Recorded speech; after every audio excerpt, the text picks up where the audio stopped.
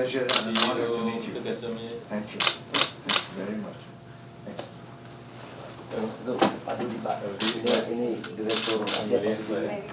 I appreciate Air Product continuous collaboration project in Indonesia, and thank you for your investment. I also welcome the signing of the MOU in Dubai November Yes, last year. as I said, it's really an honor to meet you.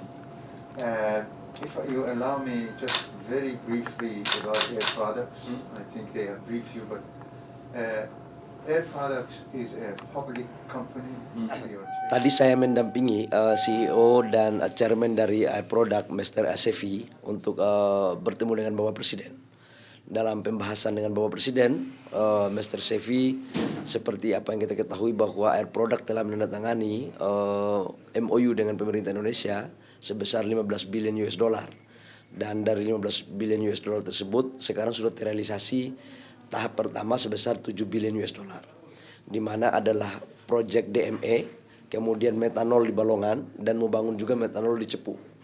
Sisanya kita akan bikin hidrogen yang akan dibangun di Indonesia dengan memanfaatkan beberapa bendungan-bendungan yang dimiliki oleh negara yang selama ini menjadi aset negara dan dikelola oleh Kementerian PU. Tidak hanya di sana, Bapak Presiden juga berdiskusi dengan Mr. Sefi bahwa akan membangun satu industri dari hulu ke hilir khususnya petrokimia.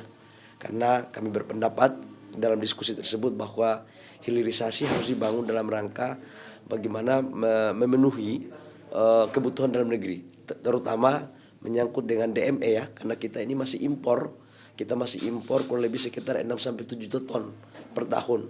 Nah ini berlahan-lahan kita harus segera menyelesaikan agar kewajiban kita untuk memenuhi kebutuhan dalam negeri bisa kita wujudkan lewat hilirisasi batubara lokaleri. Tidak hanya di situ, kita juga akan membangun selain metanol, etanol untuk kemudian operatornya adalah Pertamina. Harapannya dari hasil pertemuan ini apa, Pak?